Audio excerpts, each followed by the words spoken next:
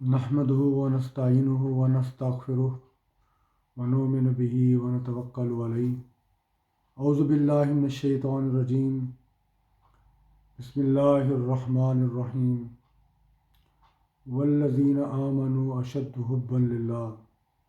صدق اللہ مولانا العظیم وصدق رسولہ النبی الکریم۔ قرآن مجید کی میں نے ایک آیت کی تلاوت کی ہے جس کا مفہوم یہ ہے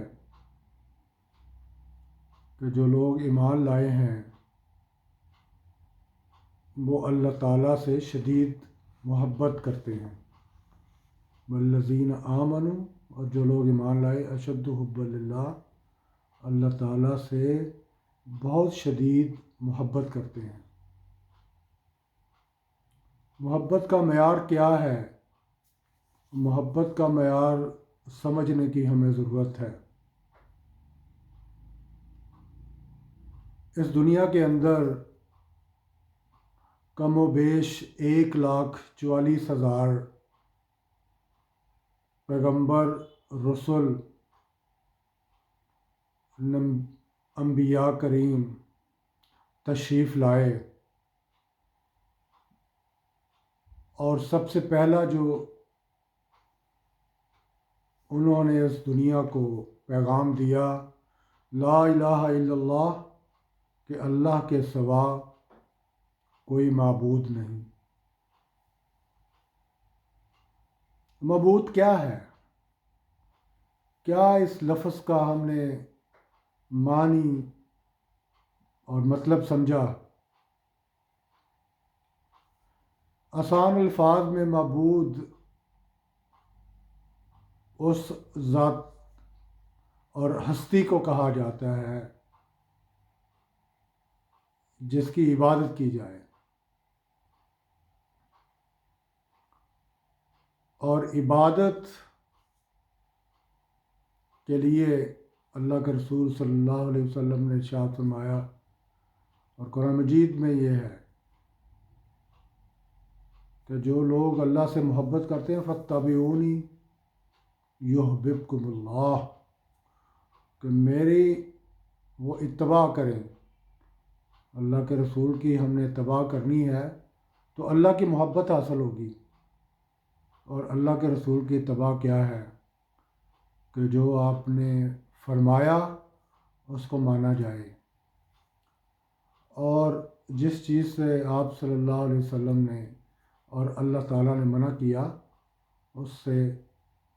کنارہ کشی اختیار کی جائے۔ بے شمار واقعات ہیں جو کہ دہرائے جا سکتے ہیں اس وقت، لیکن ایک واقعہ جو حج کے موقع کے اوپر میرے ساتھ پیش آیا، ہم لوگ مینا کے اندر تھے، تو ایک جماعت تھی ہمارے ساتھ، جو لوگوں کا گروپ ہوتا ہے نا، تو وہ گروپ تھا، تو وہاں پہ مینا کے اندر جو ہے وہ مسئلہ پڑ گیا کہ جی یہاں پہ ہم نے دوگانہ پڑھنا ہے، سفری نماز پڑھنی ہے یا ہم نے پوری نماز پڑھنی ہے۔ ہر بندے کا مختلف موقف تھا۔ آپ یقین کریں کہ میں نے بخاری اور مسلم کی متواتر احادیث وہاں بیٹھ کے پڑھی اور ان لوگوں کو دکھائیں کہ اللہ کے رسول نے فرمایا کہ یہاں پہ آپ نے سفر کی نماز ادا کرنی ہے، لیکن وہ لوگ ماننے کو تیار نہیں تھے۔ کیا یہ محبت ہے؟ کیا یہ اللہ کے رسول صلی اللہ علیہ وسلم کے ساتھ اور اللہ کے ساتھ یہ محبت ہے کہ جب اللہ کا رسول فرما رہا ہو اور اللہ کا رسول حکم دے رہا ہو کہ یہاں آپ نے دوگانہ پڑھنا ہے، تو پھر ہم دوگانہ کیوں پڑھیں اور اس کے اوپر ہم اپنے امام کا جو موقف اس کو دہرائیں، جب کہ امام اعظم، قائد اعظم اور اس پوری کائنات کے امام جناب محمد رسول اللہ صلی اللہ علیہ وسلم فرما رہے ہوں کہ آپ نے یہاں پہ دوگانہ پڑھنا ہے۔ آگے چلیں۔ بے شمار چیزوں کو جب ہم کہتے ہیں کہ یہ حدیث ہے اس کو مانیں، تو کہتے ہیں ہمارے امام صاحب کا موقف یہ ہے۔ اور بھائی جان، یہ جو اعمال ہے نا، اعمال، اس کا دار و مدار دو اشیاء کے اوپر ہے، کہ اللہ کا فرمان ہو اور نبی کا فرمان ہو۔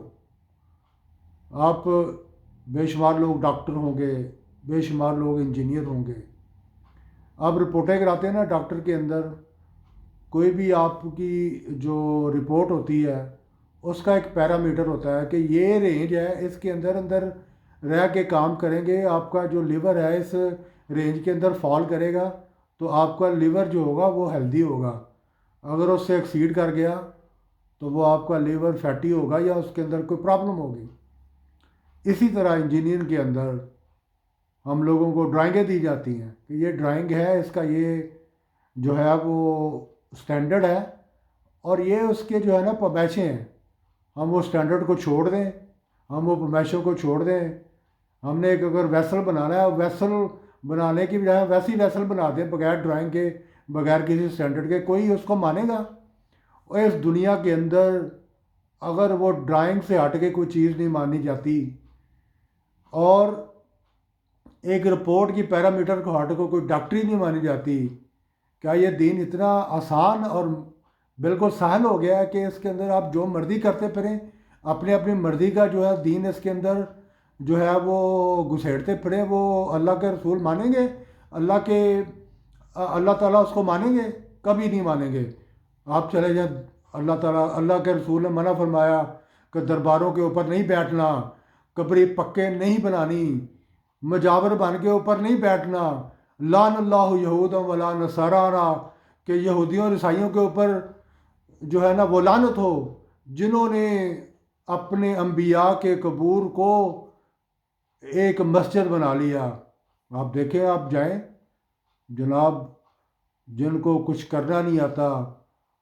وہ جا کے جناب قبروں سے مانگنے پھرتے ہیں، اور قبرے والے کبھی سن سکتے ہیں؟ انک لا تسمع الموتى ولا تسمع الصم الدعاء ولو مدبرین۔ اور یہ آپ کوئی گونگے بہرے کو نہیں سنا سکتے، اور ان قبر والوں کو بھی نہیں سنا سکتے۔ یہ صرف اللہ تعالیٰ کا حکم ہوگا تو وہ قبر والا سن سکے گا، نہیں تو نہیں سنا سکتے، جو مرضی آپ کر لو، اور جتنی مرضی جو ہے نا وہ ان کے سامنے جا کے اپنی فریادیں کر لو۔ اللہ فرماتے ہیں نحن اقرب من حبل الورید، اور ہم تو شارک کے قریب ہیں، مجھے پکارو وَإِذَا سَأَلَكَ عِبَادِي فَأَنِّي فَإِنِّي قریب۔ اور جب لوگ تم سے اللہ کے رسول سوال کریں کہ میں کتنا قریب ہوں، تو آپ کہہ دیں کہ نحن اقرب من حبل الورید، ہم تو شارک سے زیادہ نزدیک ہیں۔ جب وہ پکارنے والا پکارتا ہے نا اللہ کو، تو اللہ تعالیٰ اس کے جو ہے وہ لبیک کہتے ہیں اور اس کی فریاد کو سنتے ہیں۔ تو آج کل جو یہ قبر پرستی، اور پھر یہ جو ہے گٹکیوں کے اوپر پڑنا، پھر عجیب و غریب قسم کے سادے چالی آپ نے نکالے ہوئے ہیں، یہ کسی قرآن حدیث سے ثابت نہیں ہونے، نہ ہی ہیں، نہ ہی ان کا کوئی قرآن حدیث کے اندر جو ہے وہ کوئی تصور ہے، نہ اللہ کے رسول کے جو بیٹے تھے وہ بھی فوت ہوئے، صحابیوں کے بیٹے فوت ہوئے، کبھی بھی اس طرح کا جو ہے وہ انہوں نے نہ تیسرا کیا، نہ سادہ کیا، نہ چالیسواں کیا، نہ برسیاں کی، اور خرافات جو آپ بانٹتے رہتے ہیں۔ پھر وہ جناب پیر صاحب جو ہے وہ پورا جو خانوادہ ہوتا ہے وہ پورے کا پورا جو آپ لوگوں نے دسترخوان بچھایا ہوتا ہے، ان کو پتہ نہیں کہاں سے امر ہوتا ہے، کوئی ٹیچی فرشتہ ان کے اوپر شیطان آ کے جو ہے نا ان کو کہتا ہے کہ جی امر ہو گیا، وہ کہتے ہیں امر ہو گیا آپ کھا لو، اور پورے کا پورا وہ جو ہے وہ اندر سے پکڑ کے سارا کچھ لے جاتے ہیں۔ اور ان لوگوں کو میں نے دیکھا، میں اپنے نانا جان کے پاس تھا، کالے کی منڈی کے پاس ایک گاؤں ہے وہاں پہ، تو ایک شخص چونکہ انتہائی غریب آدمی تھا، مجھے جب میں وہ واقعہ یاد کرتا ہوں مجھے یقین کرے رونا آتا ہے کہ وہ فوتگی ہو گئی ان کے گھر، تو جناب وہ جناب ختم، ڈراؤ ختم جی، وہ مردہ صاحب آئے ہیں آپ کو جو ہے نا وہ واپس مانگنے کے لیے مولوی صاحب سے، اور وہ مانگ رہے تھے مولوی صاحب سے، اور مولوی صاحب کے پاس کیوں ہوتا ہے تمہارے، تم لوگوں کے پاس کیوں نہیں آتے اور جا کے اس کے لیے مردے کے لیے دعا کرو اور نماز پڑھو ان کے لیے۔ وہ جناب انہوں نے پورا دسترخوان بچھایا، بچھا کے اور طرح طرح کے جناب پھل تھے اس کے اوپر، سیب، کیلے، میوے، پتہ نہیں کیا کچھ تھا ان کے اوپر جناب، کچھ کسی نے کچھ پڑھا، کسی نے کچھ پڑھا۔ پھر مولوی صاحب سے پوچھا، مولوی صاحب عمر ہو گیا؟ اور میں نے ایک بندے سے پوچھا، میں نے کہا یار یہ امر کیا چیز ہوتی ہے؟ وہ کہتے ہیں جی ان کو جو نا اوپر سے جس طرح پہلے امتوں کے اندر آگ آتی تھی نا، تو وہ جس طرح آپ نے آدم علیہ السلام کا واقعہ سنا ہوگا کہ ان کے حابیل اور قبیل کے دونوں بیٹوں نے اللہ کے ہاں قربانی پیش کی، تو ایک بیٹے کی جو قربانی تھی وہ آگ کھا گئی تھی۔ تو پہلے تو امتوں کے اندر جو اللہ تعالیٰ قبولیت کا جو وصف تھا نا وہ یہ رکھا ہوا تھا، اس کی سنت یہ تھی کہ اوپر سے آگ آتی تھی اور قربانی کو یا قبول جو ہے نا وہ چیز کو کھا جاتی تھی۔ اور آج کل کے جو پیر صاحب ہیں جنہوں نے کھانے پینے کا یہ ڈھنگ بنایا ہوا ہے، وہ ان کے اوپر پتہ نہیں کون سا فرشتہ نازل ہوتا ہے، جن کو کہتا ہے جی امر ہو گیا ہے، تو وہ کہتے ہیں جی ہو گیا اب کھاؤ۔ وہ جناب جتنے بھی مردے کے جو کپڑے شپڑے جتنے بھی ہوتے ہیں غریبوں کو دینے بھی جائے، وہ مولوی صاحب کی موج لگی ہوتی ہے، اور مولویوں اور پیروں اور جعلی عاملوں، اور خدا کا خوف کرو آخر ایک دن مر جانا ہے۔ اللہ اور اس کے رسول کا جو ہے وہ دین اس دنیا تک پہنچا جاؤ، تمہارے لیے یہی صدقہ جاریہ ہے۔ اللہ تعالی ہم سب کو